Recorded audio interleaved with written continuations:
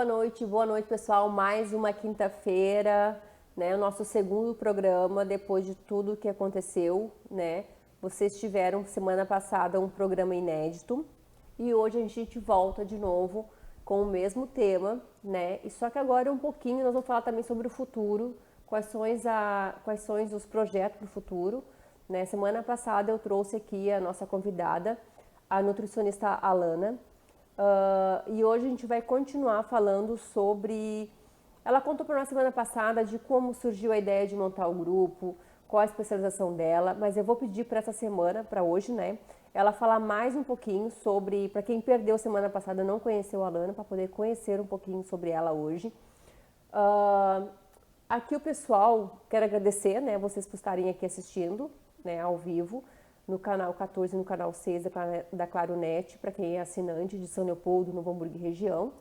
Para quem não é assinante da Claronet, pode assistir nas redes sociais aqui da Vale TV, que é no Facebook e no canal do YouTube. É Vale TV, né, bem fácil. Eu também compartilho nas minhas redes sociais, no meu Facebook e também no meu Instagram. No finalzinho do programa aqui, eu vou pedir para a nossa convidada também passar o Instagram dela, contato, como vocês podem ajudar. Esse grupo que a Alana montou, ela também tem nutricionistas do Brasil inteiro. Depois ela vai explicar para vocês um pouquinho rapidinho. Tem nutricionistas aqui de Novo Hamburgo, de São Leopoldo, de Sapiranga, de Porto Alegre, fora aqui do Rio Grande do Sul. Que a gente brincou na semana passada que ela uniu os profissionais que normalmente a gente tem tipo uma competição, né, entre os nutricionistas. E ela realmente uniu essa classe em um prol muito, muito importante. Vocês sabem que a minha especialização é materno-infantil, especialização é nutrição funcional e terapia alimentar no autismo TDAH. Também tenho atendimento em síndrome de Down e pacientes com paralisia cerebral, né, que é a minha especialização que eu trabalho. E quando eu entrei no grupo da Alana, eu fiquei um pouquinho amarrada, porque como eu sou de Sapucaia, a gente ficou meio ilhado, né? Não ia nada de Novo Hamburgo, não vinha nada de Porto Alegre, a gente ficou meio ilhado, mas eles fizeram um esforço, conseguiram socorrer. Como não conseguiam mandar as mercadorias, a Alana me mandava Pix, eu ia na farmácia, comprava as coisas, entregava para as famílias. Então, para vocês verem a importância que é dessa união. E ela vai explicar também um pouquinho de como vai funcionar daqui para frente, porque as águas estão baixando, mas hoje está um calor danado aqui, né, Alana? Tá a previsão de chuva, então está tudo muito... a gente não sabe muito o que esperar do clima, né, do tempo, mas eu acho que a gente está bem assessorado, amparado um pouco assim com esses profissionais do mundo inteiro. São médicos que vieram de outros estados, largaram tudo, largaram família, voluntários, né, dentro da água para socorrer as pessoas. Vocês estão vendo isso na notícia, é o que mais fala na notícia hoje em dia. E eu digo assim, ó, isso é só o comecinho, gente, já está aparecendo pessoas doentes, né, por conta dessa água, né, que estavam dentro da água ajudando, voluntários. Vai ter muita coisa ainda para a gente falar mais para frente. Vocês sabem que o programa Te Aconchega é realmente um programa Te Aconchega, para aconchegar, para a gente falar sobre isso e levar a notícia para todos vocês e vocês poderem ajudar mais famílias também, né? Porque na verdade a gente diz assim, ó, foram 80% do Rio Grande do Sul atingidas pela enchente, 20% não. Mas esses 20% de alguma forma está ligado aos 80%, então na verdade é 100% do Rio Grande do Sul que está envolvida com essa função. Porque mesmo quem não foi atingido diretamente, está de alguma forma ajudando, acolhendo nas casas. Tá, essa função aqui está muito... eu acho assim, ó, eu sou suspeita a falar, eu sou apaixonada pelo Rio Grande do Sul, eu nasci aqui no Rio Grande do Sul, fui criada em Santa Catarina, voltei para cá, eu sou apaixonada pelo nosso Rio Grande do Sul. Eu acho o nosso povo muito unido, a gente tem um orgulho de ser gaúcho, né? Então, e isso prova, toda essa ação, essa movimentação que a gente aqui, isso prova realmente que a gente tem a nossa união muito forte. E eu vou aqui agora, então, falar para deixar que a Alana se apresente mais uma vez. Obrigada, Ana, mais uma vez por estar aqui comigo. e falar um pouquinho pro pessoal sobre o teu trabalho, né, se apresentar. Eu sei que semana passada tu se apresentou, mas como, de repente, alguém que não viu semana passada está vendo hoje, poder te conhecer um pouquinho. Perfeito. Então, meu nome é Alana Susbach, sou nutricionista de formação, me formei pela Federal do Rio Grande do Sul em 2017.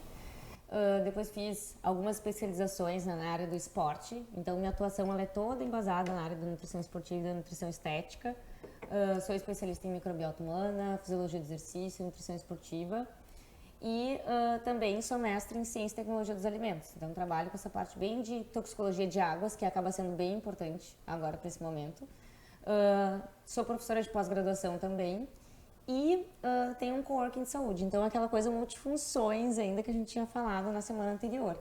Né? E mais uma vez quero agradecer a Sayonara pelo convite, né, para poder seguir falando sobre essa temática que vem assolando, né, muitas famílias, né, devastou muitas cidades, muitos bairros e o Rio Grande do Sul inteiro, porque como a Sayonara mesmo comentou, né, Sayo, quem não foi atingido diretamente, com certeza foi atingido de forma indireta através de familiares ou através do trabalho, né? Mas nós estamos aqui tentando ajudar na medida do possível e sanar as necessidades das pessoas relacionadas com alimentação especial, né? Tanto para a parte de fórmulas infantis como para a parte de alimentação adulto, idoso, né? E pessoas que têm necessidades aí bem específicas relacionadas com a alimentação. Gente, hoje o grupo da Alana, ela tem em torno de 60 nutris, né? 60 nutris. Contando com nutris também fora do Rio Grande do Sul. Tem as que estão na linha de frente, que nem é o caso da Alana. Ela estava... Em quantos abrigos tu visitou, Alana, mais ou menos? Tu tá na frente hoje de quantos abrigos? Eu tô na frente de um abrigo, né?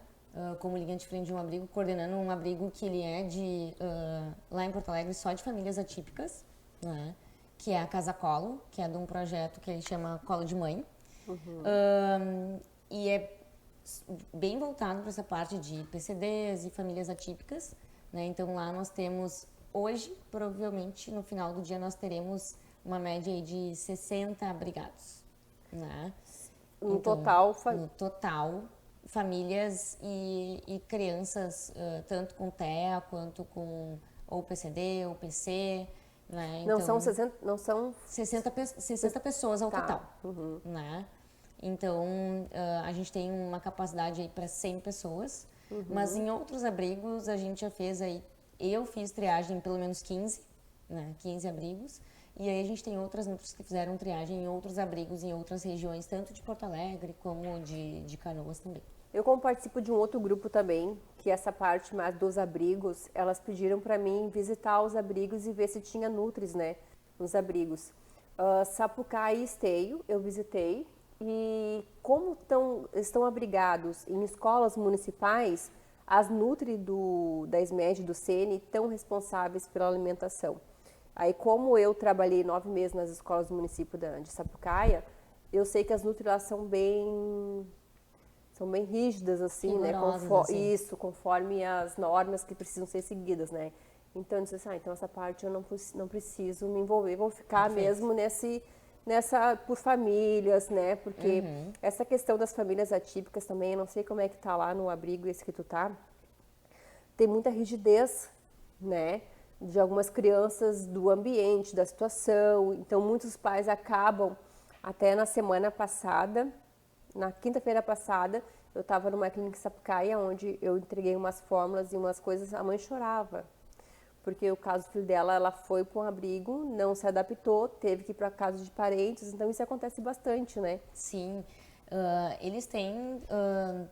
eles respondem de forma diferente a vários estímulos, né, Sayonara? E eu acho que isso é uma das coisas que mais impacta as pessoas que não conhecem os pacientes que são, as crianças, né, e adultos que são TEA, né?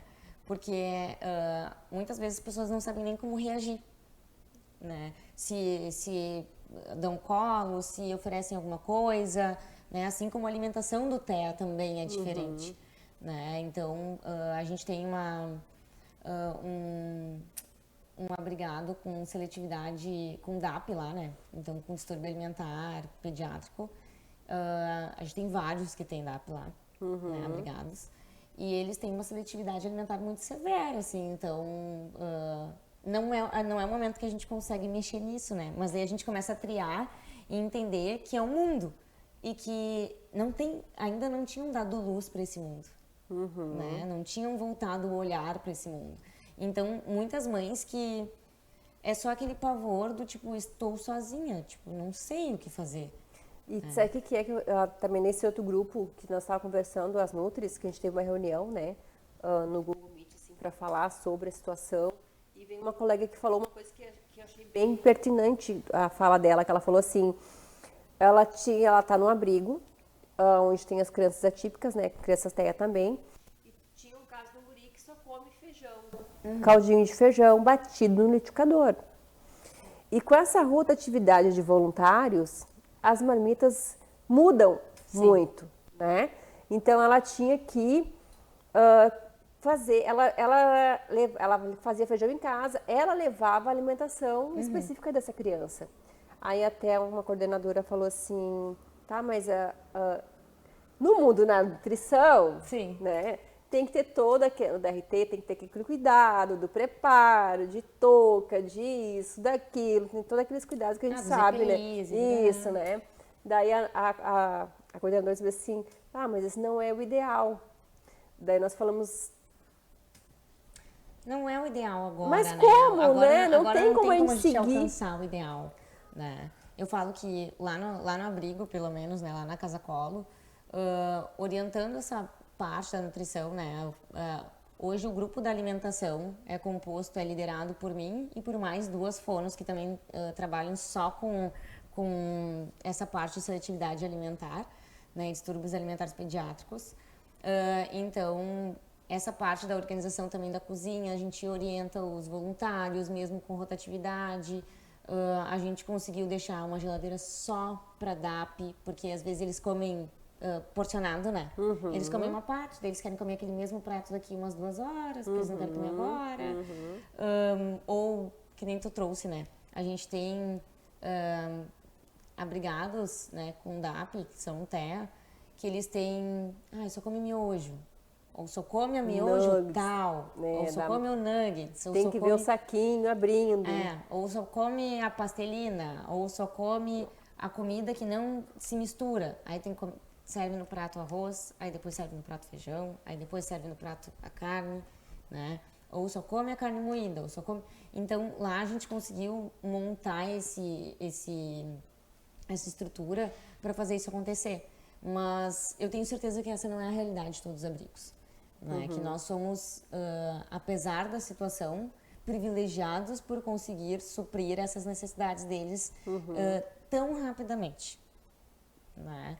Então, a gente tem algumas crianças que têm intolerância à lactose, né, ou sensibilidade ao glúten. A gente conseguiu receber doações de refeições que fossem isentas, né? Isso eu falo que não é em todo lugar que vai acontecer, né?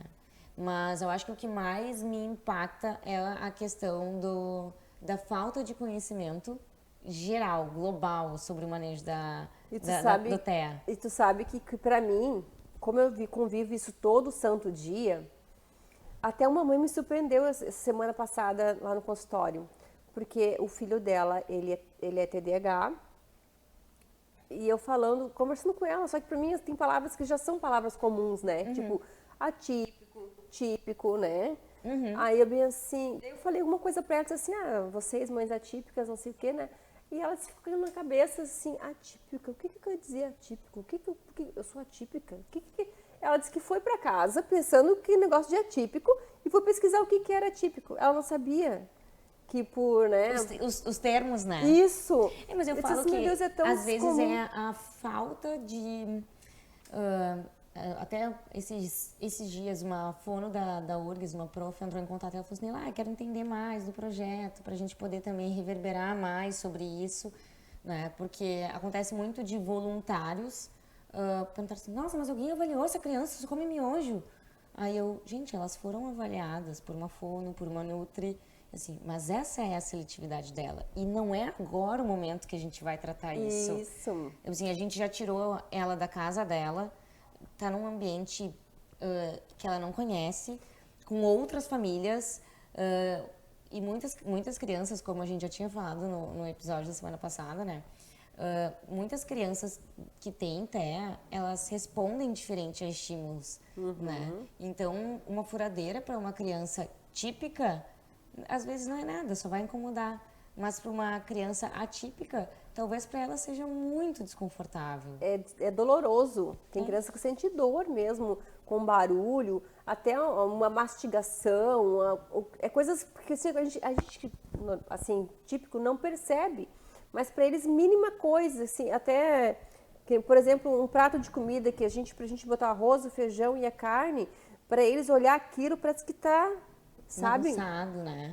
Então tem todo esse cuidado, e bem como tu falou, nesse momento, e é muito, como é que eu vou dizer assim a palavra, as pessoas julgam muito essas mães atípicas por acharem, eu tô com um caso Elas agora... acham que é uma falta de cuidado, não Eu tô com um acham caso agora, olha só, eu tô com um caso agora de um paciente meu, que ela é de Cachoeirinha, ele tem 6 aninhos, tá doente, né? Então a gente sabe que quando a criança TEA fica doente, a seletividade alimentar piora.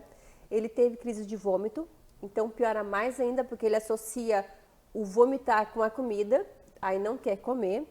Ela foi pro hospital, eu disse assim, olha, pelo amor de Deus, leve ele pro hospital, porque ele já fazia 5 dias que ele estava sem comer. Me deu um estalo de perguntar sobre ele, como é que ele estava, né, essa função da enchente. Dela bem assim, faz 5 dias que ele não come. Eu disse assim, pelo amor de Deus, leva ele para o hospital, porque ele não pode ficar todo esse tempo sem comer. Nem água ele queria beber, porque ele vomitou, então ele associava tudo isso. Aí levou para o hospital, pegou, infelizmente, um médico que não deu atenção para ela, disse que não podia fazer nada, deu de entender a ela que ela era preguiçosa, que ela não queria dar comida para o filho, sabe? Gente, isso é mais comum do que vocês imaginam. Essas mães são muito julgadas mesmo, por assim, ele não come porque tu não oferece. Ele não come por, sabe? As mães que são as culpadas, coitadas, e elas estão lá tentando de tudo. Sayonara, tu sabe que uma das coisas que eu falo que pra mim é um universo novo, né? A questão das famílias atípicas. Mas eu acho que por ter essa questão da compreensão e do olhar empático, talvez eu tenha me dado tão bem em trabalhar com isso agora nesse momento. E uma coisa que a gente fala lá na Casa Colo também é que esse movimento, né, do colo de mãe, ele foi feito montado, né, e idealizado por mães atípicas, exatamente para abraçar essas mães, né? E porque ser mãe atípica é muito difícil. Porque primeiro tem toda a culpa do porquê comigo, porque o meu filho, né? E aí depois tem um momento que tu já sabe que parece que tu tá dando mais trabalho para as pessoas. Que o teu filho dá trabalho, tu dá trabalho, que a tua família dá trabalho. Então eu fico pensando o quanto não é difícil para uma mãe atípica conseguir organizar os pensamentos, né? Então eu tenho visto isso muito de perto por estar dentro do abrigo, né? E como eu falei, a gente vive lá numa realidade muito diferente, porque a gente tem tudo, né? Uma das mães esses dias falou assim, Alana, aqui meu filho tá tendo mais atenção do que ele teria em casa. Por quê? Porque tem brinquedoteca, porque tem a hora do cinema no final de semana, porque no final de semana, daí no jantar a gente fez cachorro quente, porque a gente tem fono, tem neuro, tem farmacêutica, tem médico, tem clínico geral. Tem uma equipe multidisciplinar dentro do próprio complexo, abrigo. né? Dentro do próprio abrigo. Então, o que a gente vê muito Sonho de toda mãe que, né? De agora toda mãe atípica, né? Com esses convênios negando, né? Agora, até no meio de tudo isso, agora tem convênio cancelando as terapias, né? Essa função toda. E aí a gente tem tido também suporte jurídico, né? Para reverter esses impeditivos, né? Então, isso é muito legal também, da gente ver esse movimento acontecendo. Mas, de fato, o que a gente vê é que é muito difícil para uma mãe atípica pensar que tudo vai ficar bem, sendo que ela tem 1000 pendências a resolver, além da... Eu falo assim, a mulher, depois que ela tem filho, ela deixa de ser mulher, se ela não se der por conta, né? Porque ela vira sua mãe, né? Abre a caixinha da mãe e a caixinha da mulher fica fechada lá de teia de aranha, né? Hoje até vou fazer, eu fiz nos meus stories lá, eu atendi uma mãe de uma criança atípica, que eu atendo, eu me lembro com o meu paciente também. Ela fez os exames dela, eu fiquei apavorada com os exames dela, eu fiquei pensei comigo, meu Deus, essas mãezinhas ficam tão na função dos filhos que esquecem delas mesmas. E para mães típicas isso já é comum. Agora tu imagina para mães atípicas. Assim, eu imagino, né? Porque tu deve ter muito mais cancha nisso. Porque a gente vê que tudo vira em torno, né? Então aquela mãe, ela vira o centro da vida do filho, muitas vezes, né? Que é a atenção de estar ali, né? Dependendo do grau do TEA que essa criança tem, né? Então, muitas vezes eles ficam totalmente dependentes, né? A gente brinca com algumas mães lá do abrigo que tem mães que elas têm um acessório, né? Que é onde elas vão, né? Uma das mães falou esses dias assim, meu Deus, ele gostou de ti, tu fica com ele um pouquinho pra eu poder tomar um banho? Aí eu não tem problema. Essas mães precisam muito de uma rede de apoio, né? É muito importante. Alana, voltando lá sobre as fórmulas, né? Quais são os próximos passos agora? O que vocês estão pensando para frente? Como é que vai ser?